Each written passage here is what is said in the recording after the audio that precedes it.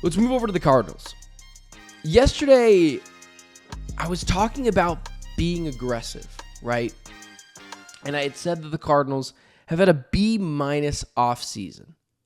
And it is a little frustrating at times with just having a B- season because of how much money they've had, the expectations to be fairly good this year.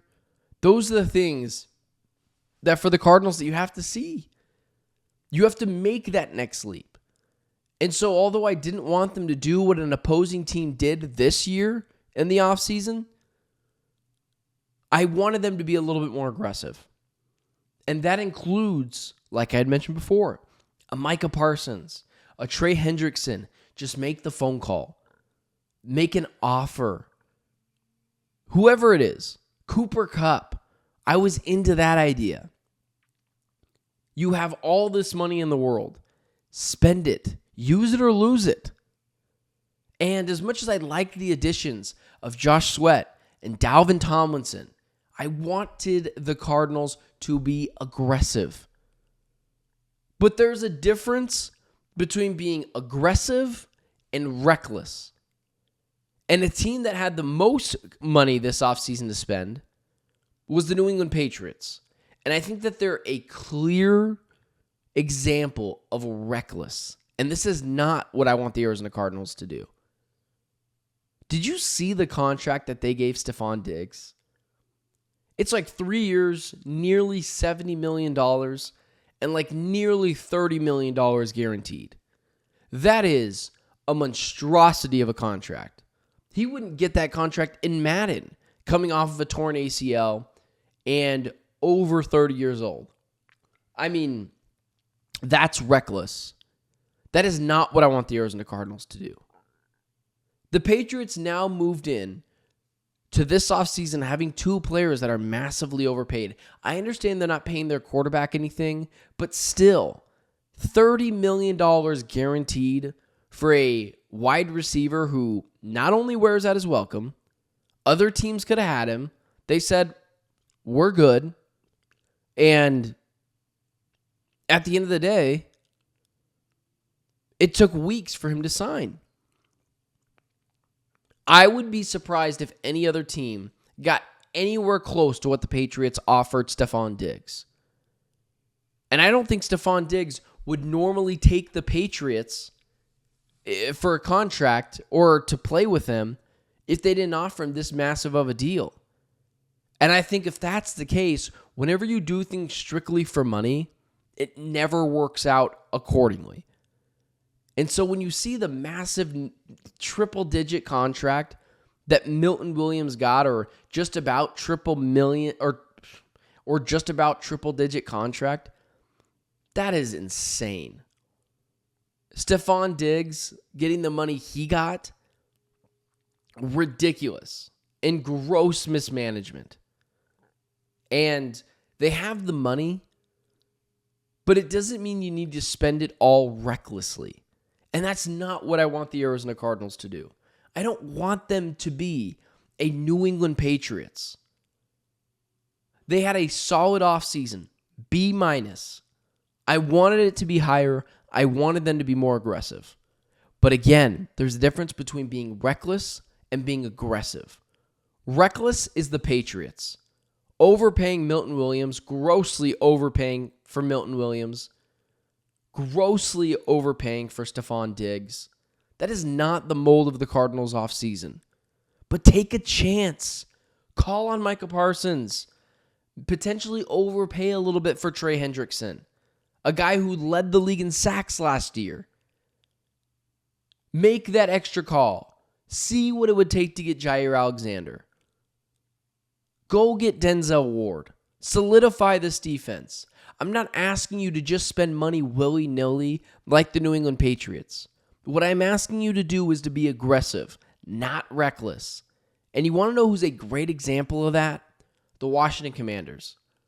If Deebo Samuel doesn't work out, they give up a 5th-round pick for him. It didn't cost much. They go out and selectively get the guys that they need to help solidify their roster. That makes sense. What the Patriots is doing is just stupid. And I think Aaron in the chat makes a really good point. Maybe Monti Ossenfort is just too effing passive, which is frustrating. That's not what I want to have in my general manager. Although at times Howie Roseman's gunslinger mentality does get him in trouble. I think oftentimes people don't talk about some of the whiffs that Howie Roseman has. But there's a difference between that and what the Patriots are doing, which is just gross, reckless spending and not even spending it on positions that they need. I mean, their offensive line was atrocious last year. Joe Thuney was on the market, and they said, we're good. Let's go give $70 million to Stephon Diggs. So that's not what I want for the Cardinals, right? I don't want them to sign Cooper Kupp for no matter what, right? Regardless of what happens, regardless of what the money gets to. And I mean, we're talking about an offseason that Josh Sweat is good, but Dalvin Tomlinson kind of fell in their lap. And maybe Monty still has another ace up his sleeve. But what I know is that this team needs to be more aggressive. Maybe it's moving up in the draft. Maybe it's going and doing something as crazy as going and getting Abdul Carter. I don't know. I'm just making up things. But this sitting back and letting things come to them in a make or break season for not just Kyler, but for Monti Ossenfort and Jonathan Gannon, I don't understand that idea. Now, would I rather them be the Cardinals than the Patriots? 100%.